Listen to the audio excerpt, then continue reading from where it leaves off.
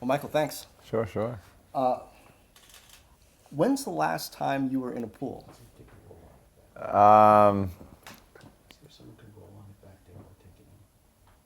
Actually, that's a good question. It's probably been a couple of weeks. I was doing it a lot after the Olympics, and I wanted to stay in the water just as a kind of exercise. But after a while, my trainer basically said, unless I want to swim exactly like I was preparing for the Olympics, that I wasn't really going to get much out of it. So it's been a couple of weeks, but whenever I get a chance to go to the pool, for me, it's just a peaceful place where I don't have to, no offense, I don't have to do an interview or I don't have to talk to anybody. Barely started. You know, but it's like it's kind of like my time where I get to zone out, and I think it's for me it'll always be a peaceful place, and a place where I love being. So when I have the chance, I try to get in as much as I can.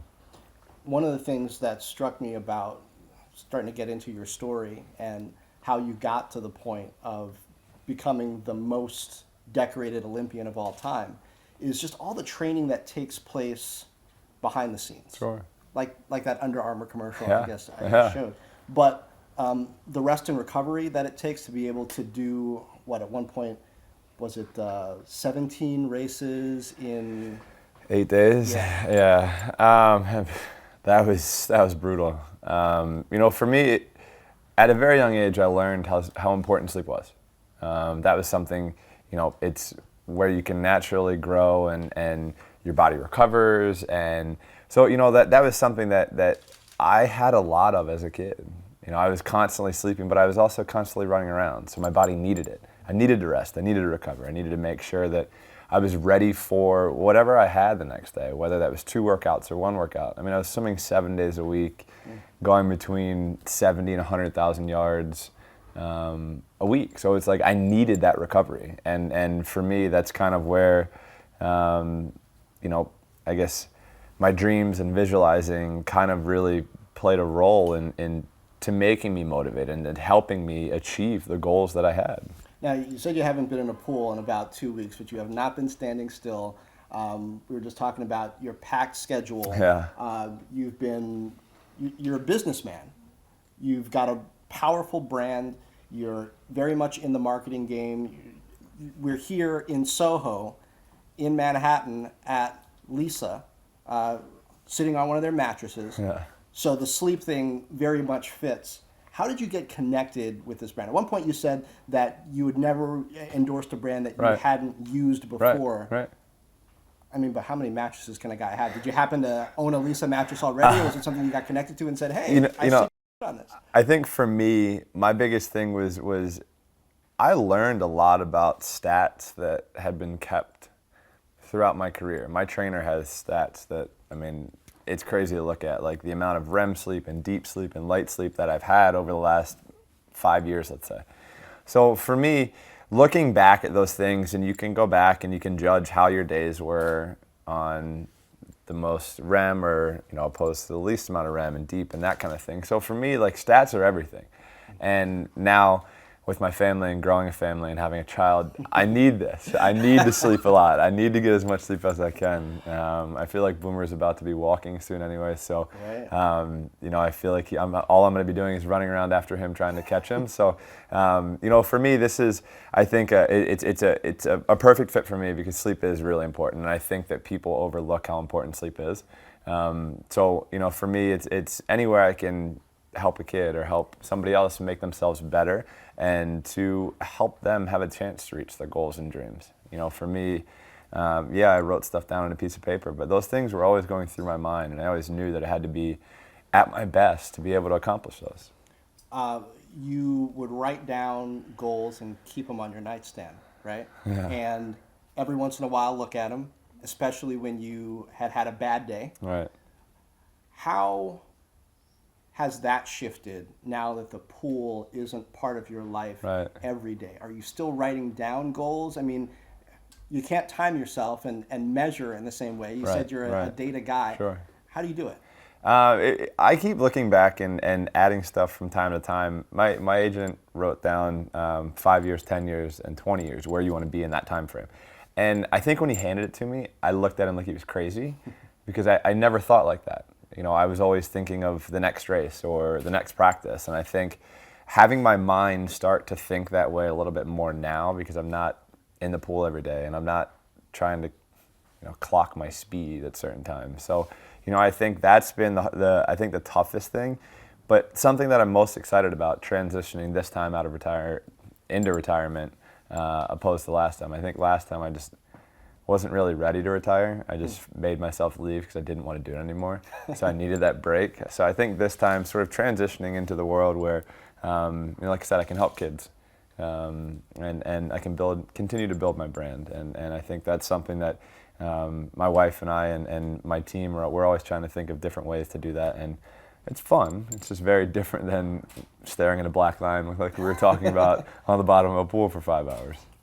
I remember reading, I don't remember if it was in your book or somewhere else, you saying something about how for a swimmer, just natural ability especially doesn't cut it. Yeah. I mean, your arms can be as long, your Sure. hands and feet can be as big, whatever, but it's so much about the work that you put in. Yeah, I mean, it's a lot of it is, to prepare for an Olympic Games, it takes really 4 years to mentally and physically prepare yourself. For me, I was always the kind of person, like, I knew what I had to do in the pool. And if I got that done, I would tune myself up mentally throughout that just naturally, because it was what I've been doing as a kid, since I was a kid. That was something that my coach taught me at a very, very young age, and it just became natural. So, I think a lot of it is obviously the work that you do every day and the sacrifices that you make. I think that's a really big word and a big key word. But it's also about getting your mind right as well. I think one of the craziest things, my coach tried to get me when we started to swim, to train together, to not say the word can't.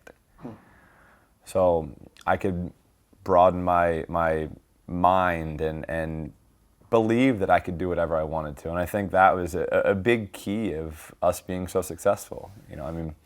Tackling or trying to tackle 8 Olympic gold medals or trying to tie or break Spitz's record. Like that was a challenge, and it hadn't been done in so long. So, for me, I was always a kid or a young man who would always just think as big as I could possibly think and dream as big as I could possibly dream.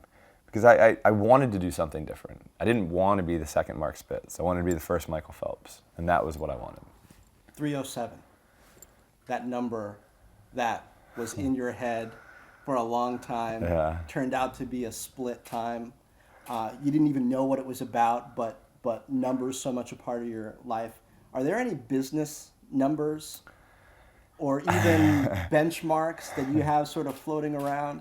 I have some personal goals that I would like to achieve in the business world, and I don't actually think anybody knows what they are. That's on purpose? I've always done that. Yeah, I've always been somebody who's kept very specific goals to myself. And now it's a lot different because I have a family. Right. So, I'd like to be able to keep taking care of my family for as long as I can and make sure they have the best life they possibly can. So, obviously that's one goal I'll share with you. But, some of the other ones are they're big, they're lofty goals. And for me, I get to have fun. I get to enjoy what I'm doing and continue to try to make the sport a better sport and change it for the athletes. Not talking about your goals before they're achieved. Does that fit into your philosophy of not trash talking? I mean, go out there and execute. I welcome the trash talking. I'm sure you've seen it before. I love when people do it. I love when they do certain things to just fire me up. So, it's if I ever hear it, if somebody ever reads something, I'm the first one to see it. You use it as fuel. Of course. But you don't do a lot of trash talking. No, there's no point. I'm staying in my lane. I'm doing what I have to do, what I want to do to be able to try to be the best. And for me, at the end of the day, when I was training, it was like, as long as I figured out what I needed to do in order to accomplish my goals and dreams, then that's all that mattered. Nothing else mattered. Everything else would just play out. I can't control what other people do. So for me, I was always worried about myself and worried about what I needed to do, and it worked. You have had an amazing year on a lot of different levels. Got married, have a kid, and all those medals. What's been the most surprising part for you about the non-swimming stuff? What fatherhood has done to you? What, Sure. if anything, the difference is between being engaged and then, well, actually there's a ring on both of us now. Yeah. I mean, well, I'll start there. I mean, Nicole and I have been on and off for such a long time, and we've known each other. So it's like, it almost like we felt like I almost felt like we were married anyway. So, but now we're formally married. We have an amazing child who watching him grow up every day, for me, being able to be with him more than I ever was when he was first born, like it's awesome. Like being able to see a photo of him every day or be there every single day with him, watching him try to climb up onto something or try to take a step or try to do this. And like that's something for me has been truly an absolute treat. I think sometimes when he doesn't want to go down to sleep at night, that tests my patience. So, but it's good, he's releasing all the other energy that he has before he goes to sleep at night. And Nicole and I are learning together. So, for me, it's a great experience and something that definitely changed my life. Somebody said to me, when your first child is born or when a child is born, you find out what the true definition of love is. And I think that was something that was really special for me to find out and feel the day Boomer was born. Lisa is a relatively new brand Sure. in sleep. You've also got a relatively new brand in swimming with MP.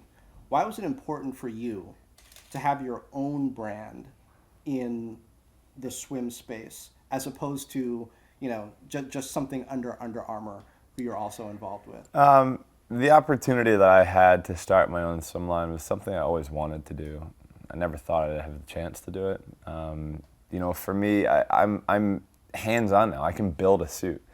I've been with suit companies in the past, and I haven't had that flexibility to give my input or say this or say that. And I think, we've really started. And this is our first suit we've really made, and all of us together have been able to put all of our input together, which made the suit, which I thought, and I still think, is the best suit in the market. I think we have the best caps and the best goggles as well. You're never going to see the lens as clear as ours. How did you do it? What was the perspective that you brought? I mean, the biggest thing for me is I like seeing everything. I like seeing every single thing around me. I'm always looking out of the corner of my eyes. And the lens that Aquasphere makes, they make the clearest lenses in the world. Like, you'll find it. Like, it's a fact. So for me, having learned to swim all the way up to the highest level of swimming, everything in the middle, that's what I want. That's what my goal and dream was. My goal is to change the sport of swimming, and that's what it's been since I was 15 years old, and it hasn't changed.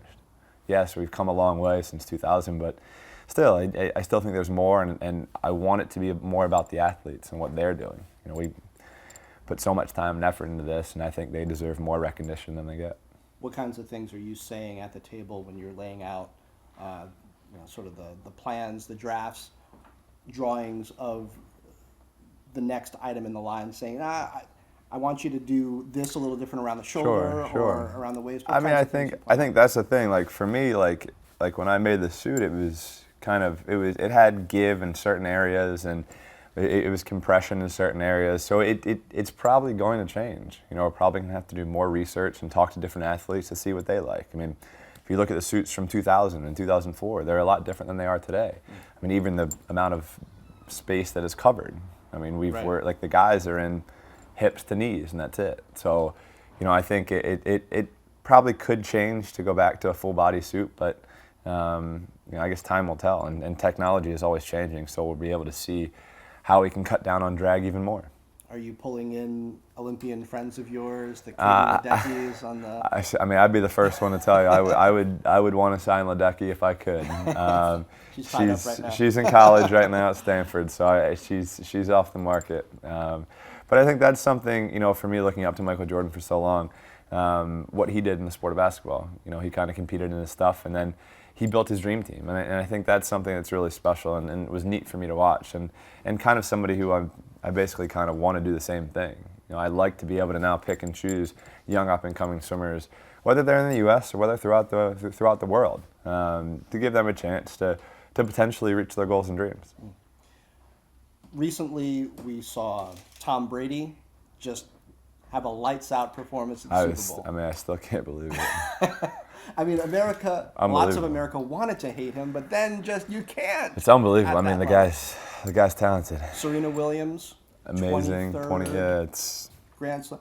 Do you enjoy watching Nadal athletes? too. Nadal? Or, I mean, no, Yeah, Federer. it was Excuse me. Federer and Nadal versus play Nadal, a yeah. 5-set match. Like, I mean, but that's the thing. Like, for me as a sports nerd and junkie, like, I've been able to see some of the greatest athletes that we've ever seen walk this planet in the time that I've been alive, and it's been a treat for me. Just not, I mean, you see Tiger and the big three now in golf, and Serena. I mean, tennis, or like men's tennis. Is there like a it's secret done. goat club, like greatest of all time? You get on the party line with Jordan and Serena and Tom Brady, and you guys hang out. I mean, I think it would be pretty interesting if we all did get together and just pick each other's minds to see how close, like, we actually are alike. I would guarantee that we all have a lot of things in common, and the way that we tick and the way our mind works is probably pretty similar. I think with our work ethic and the things that we do to be able to compete how we do, we have to have some similarities. Now, you're not racing anymore. Your trainer, Bob, is there for you as much a parental figure Sure. as anything. How is that relationship different now that he's not pushing? The relationship can't be him pushing you and yelling at you in the same way, because you're not going for the same sorts of things. So what's it? Grandpa comes over a lot and hangs out with Boomer. He probably comes over 3 or 4 days a week and hangs out at the house and just wants to be around Booms. I mean, that's the biggest thing. Bob and I have been together for almost 20 years, and he's a part of my family, and so he loves getting his Boomer time. If you see his Instagram, it's always basically him taking selfies of him and Boomer. So he gets his weekly fix a lot. I didn't realize until I started reading up on you that your sisters were into swimming way Correct. before you were. Yeah. They're like 5 and 7 years older Yeah, than you. yeah. And that's how you ended up at the pool Yep. at 7 years old. You were in the pool for long periods of time, even before you started training with Bob. Now that you're not in the pool anymore, how's your relationship with your mom and your sisters changed now that they're grandma and aunties and? I mean, not really, not too much. I mean, I guess I have more free time on my hands. Sometimes. When you're not doing interviews. Sometimes. But no, it's different being away from home now. Us living in Phoenix and my family still being on the East Coast. But I think it's good. We all needed our change, and my other sister is expecting soon, and my middle sister has 2 kids. So the family seems to be growing, and my parents are happy that they have more grandchildren now, and our relationships are great. They've always been great, and I think they've gotten stronger over the last couple of years. We've always been a very tight-knit family, and we love it. You're passionate about water safety. Correct. Drowning, the second leading cause of accidental death Right. with kids. How is that taking shape? Because a lot of sports, your basketballs, your footballs, your baseballs, it's not that expensive, especially soccer. Sure. It's not that expensive for kids to kind of jump in and participate, but not every kid has a neighborhood pool, Right. a Y nearby. Right.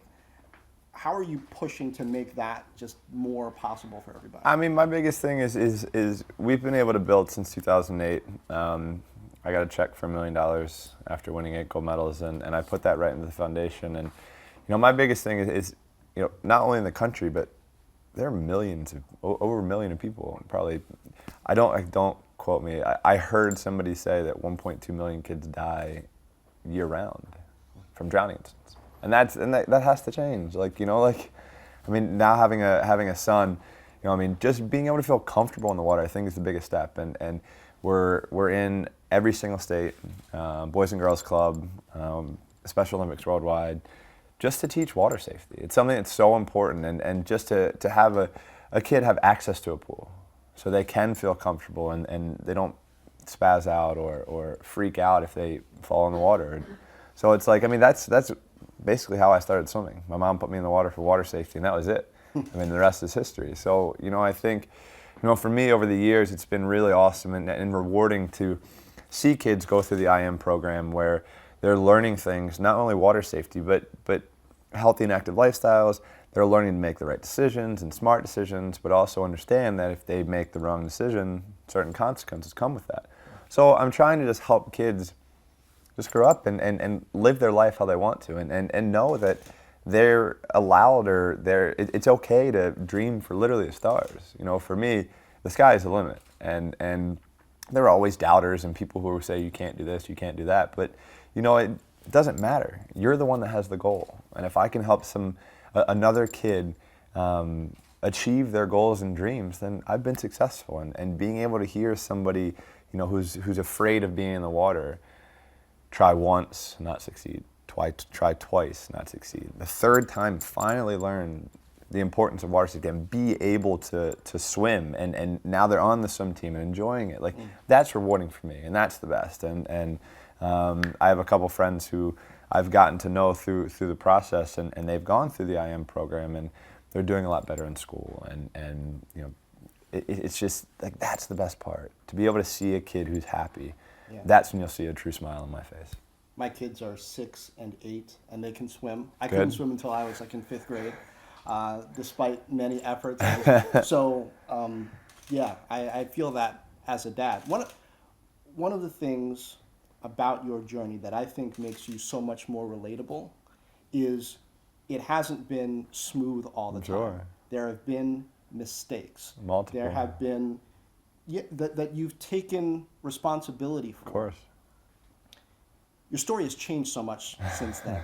Husband, dad, a truckload of more medals. What is it like to reflect on those times now, I mean, as part of who you are? Yeah, I mean, I'm not perfect. Nobody is.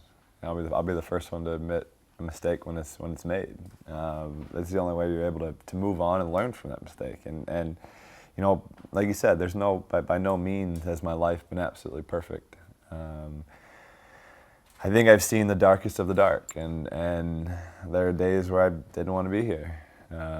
But you know, being able to come out of the other side and just to work and learn things about me that I never knew or I didn't want to know at that point. You know, I think it changed my life, and now I look at my life today where my friendships are stronger, my family is tighter. Nicole and I have an awesome family that we're building with Boomer, and you know, so I think life is just so much better for me now, and you know, you saw me in here earlier. I was maybe trying to snooze a little bit. I might be a little tired, but you know, 9 times out of 10, like, I'll wake up and be happy in the morning. And you know, before it may have been 50-50, it may have been like 60-40 where I wake up and I'm in a bad mood, and it's like, life's too short. And you know, I look back at things that I've been able to accomplish and everything that I have, and I'm just so happy with where I am in life and the struggles that we've had, and hopefully I can help somebody else to learn from mistakes or hopefully not make the same mistakes I have. Well, yeah, we all make our own individualized mistakes. Of course. Fascinating how you've gone on this journey of self-mastery in the pool and out of it to figure out how to adjust for the things positive and negative that makes us. You have to. It's life, though, you know. Michael, thanks. Sure, no problem. Hey there, thanks for checking out CNBC on YouTube. Be sure to subscribe to stay up to date on all of the day's biggest stories. You can also click on any of the videos around me to watch the latest from CNBC. Thanks for watching.